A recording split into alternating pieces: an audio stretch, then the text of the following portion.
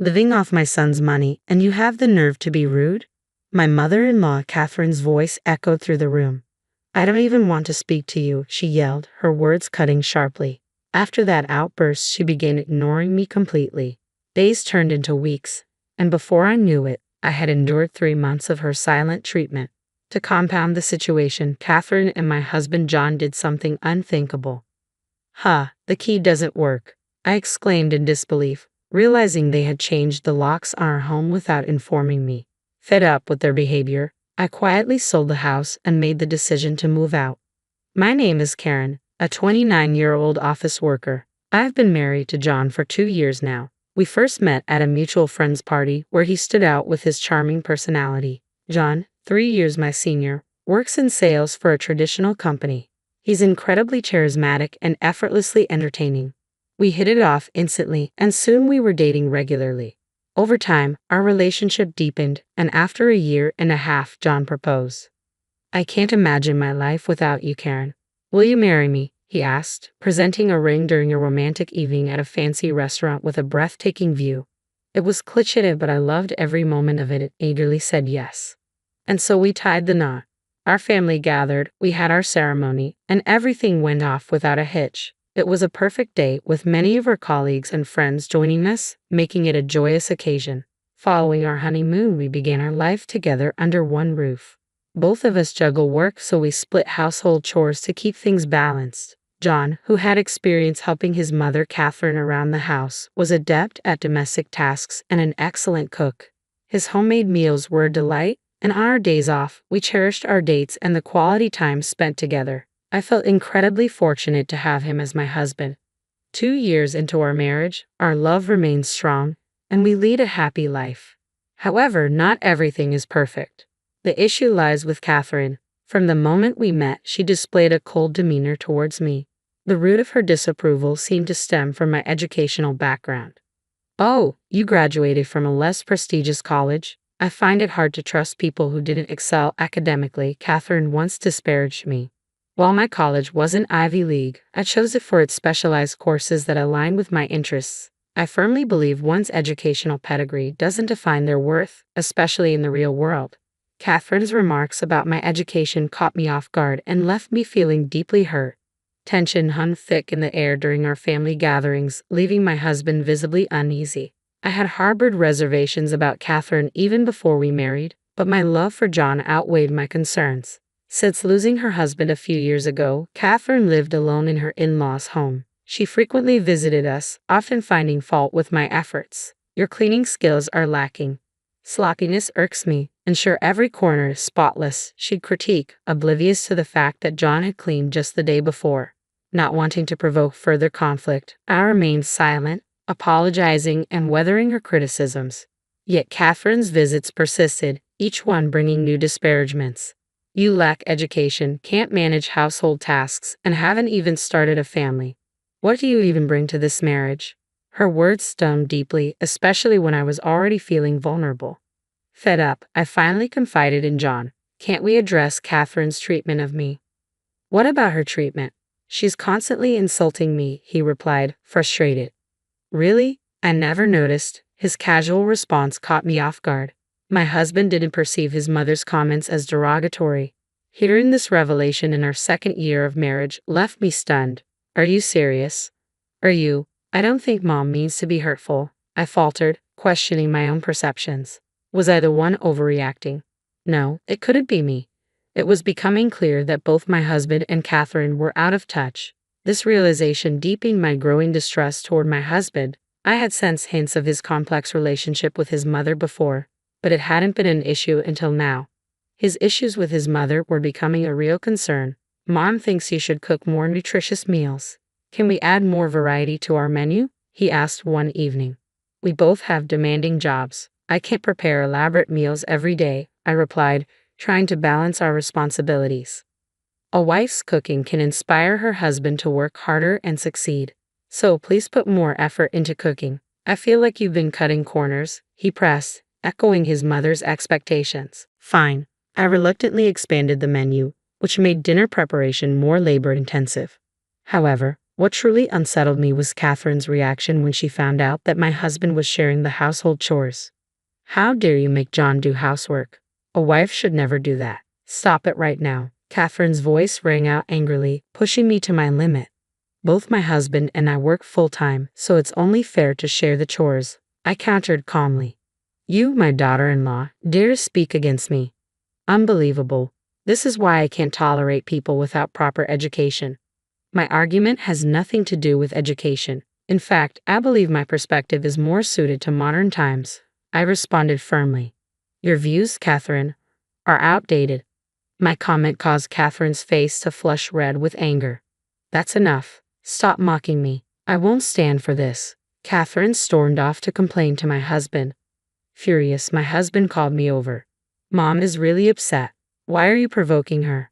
I'm not the one causing trouble here. It's your mom. I tried to explain, but my husband shocked me with his response. This is all your fault, isn't it, Karen? Wait, were you listening? He shot me an irritated glance before continuing with a disapproving expression. What's with the attitude? You've become so disrespectful, just like Mom warned. It's not right for a wife to behave this way. Seriously, even you're saying this now. I felt deeply disappointed. I had hoped my husband held different values from Catherine, but it seemed her influence was stronger than I realized. Could I truly find happiness in this marriage? Uncertainty overwhelmed me. Then my husband dropped another bombshell. Mom is moving in with us, he announced. When? Is she coming again, starting tomorrow? I asked, caught off guard. Don't say starting tomorrow like it's temporary, he replied uneasily. So, it's just for tomorrow? I questioned with a sinking feeling. No, she's moving in, starting tomorrow, he clarified. Moving in? I couldn't believe what I was hearing. Since when did this become about living together? My mom finds it inconvenient to keep coming over, so we decided it makes sense for her to move in, he explained, oblivious to my shock. What? Why would you make that decision without discussing it with me? I'm the one bringing in the income. This should be my call.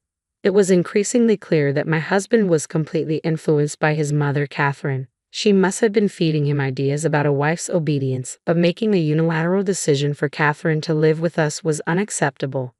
The following day, Catherine arrived as if it were the most natural thing, hauling large bags with her. She confidently claimed a room on the first floor, behaving as though she had always lived there. Karen, get the coffee brewing, will you?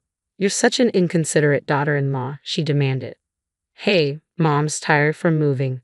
Cut her some slack. Catherine and my husband immediately joined forces to scold me. The thought of this becoming a daily occurrence was unbearable. I started preparing for any unforeseen circumstances. Catherine continued to boss me around, but at the time, I was deeply engrossed in a significant work project and chose to ignore whatever Catherine or my husband said. Why are you coming home so late? It's Karen's job to make dinner. Why are you making us wait? Catherine demanded. I had to work late. Looks like you both ate already. What's the issue? I replied calmly. My husband and Catherine glared at me, their faces flushed with anger. It's infuriating. Living off my son's money, and you dare talk back? I don't even want to speak to you. Catherine's voice boomed with accusation. I couldn't fathom where she got that idea. I wasn't financially dependent on my husband. In fact, I earned more than him.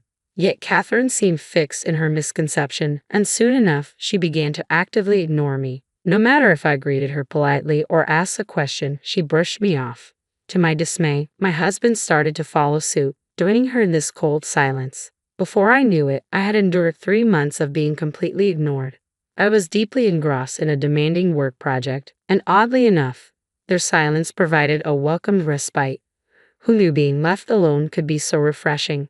They both wore smug smiles, thinking their silent treatment was getting to me. I saw no harm in letting them think so, even affecting a subdued and disheartened demeanor. But as my project neared its peak, the workload demanded even more of my time. Working tirelessly with my team, we finally reached the project's conclusion. In my intense focus, I had completely forgotten about Catherine and my husband. I was so absorbed that their silence, even if intended to bother me, went unnoticed. At some point, Catherine and my husband must have realized their strategy had no effect on me. That's when they resorted to something unthinkable. My key isn't working. No matter how many times I try, it won't fit the lock, I muttered to myself in frustration. It turned out they had changed the locks without informing me.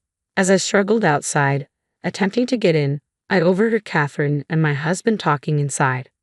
Is that a burglar? Catherine's voice sounded alarmed. Ha, but we're home alone, so it can't be a break-in, right? Catherine's voice carried a mocking tone. Maybe it's trespassing, my husband chimed in, joining her laughter. Yeah, maybe we should call the cops, Catherine added, the amusement clear in her voice.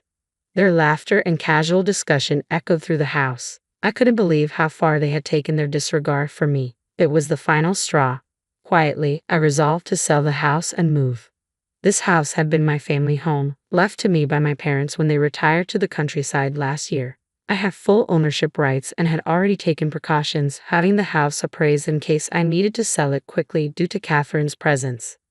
I relocated to a business hotel and informed my parents of the situation, along with my decision to sell. Disappointed in my husband and Catherine, they gave me their full support. With their encouragement, I promptly contacted a real estate agent and sold the house. I arranged for a locksmith to change the locks, and as I entered the house, Catherine looked at me, visibly startled. How did you get in? You didn't break the lock, did you? Catherine's voice, laced with indignation, pierced the air, a sound I hoped to never hear again. Ignoring her protests, I began packing my belongings. Say something, I'll call the police for trespassing, she threatened, her voice growing more frantic. Ignoring her threats, I proceeded with my departure, accompanied by movers who swiftly began transporting my larger items. Catherine continued shouting accusations, calling me a thief, but I remained steadfast in my silence. The locksmiths and movers seemed uneasy around Catherine, likely sensing the tension. I had informed them beforehand that Catherine was my husband's mother, suffering from a severe mental condition, and that she had mistakenly changed the locks, believing my home to be hers. The more she screamed, the more evident her condition appeared. Suppressing a smirk, I efficiently directed the move. Soon, all my belongings were gone. I left pre-filled divorce papers on the table and exited without acknowledging Catherine's tirades. As I walked away, Catherine's shouts faded into the background. Let her taste the bitterness of being ignored completely. Later that night, my husband called me, seething with anger. What do you think you're doing, taking things from this house? I decided to confront my husband directly. What are you talking about? I've only taken what I purchased with my own money. Let's not forget, the house itself was passed down to me by my parents. You've been so focused on pleasing Catherine that you've started to believe your own falsehoods. It seemed my words finally struck a chord with my husband. His phone was on speaker, and I could also hear Catherine's voice interject. Wait, what's going on? Perfect. Since Catherine was listening, I continued firmly. Catherine, listen carefully. I've already sold the house, so I need you to leave immediately. And please sign the divorce papers. If you refuse, I'll pursue this through the courts. Both of them fell silent, clearly taken aback by my declaration. Are you giving me the silent treatment again? That's fine, but know that I will not hesitate to enforce this. I knew their silence was not because they were ignoring me, but because they were stunned. Nevertheless, I pressed on. As expected, my husband finally spoke up. Wait, please, but I chose to ignore him and ended the call. Shortly after, I initiated divorce proceedings through my lawyer. My husband promptly agreed, perhaps fearing a drawn-out legal battle. As a result, both my ex-husband and Catherine were evicted. While they could have afforded a decent apartment with the money from the house sale and their pensions, Catherine's reckless spending habits had depleted their resources. She had used my father-in-law's inheritance to pay off debts, leaving my ex-husband struggling to manage the debt she had accumulated. Despite his lengthy explanations and pleas for reconciliation, I chose to ignore him completely. Now, I live alone in a comfortable apartment. I've decided to save the proceeds from the house sale for my retirement. At the moment, I'm focused on advancing my career and aiming for a promotion. Love can wait. I'm prioritizing my own future and stability.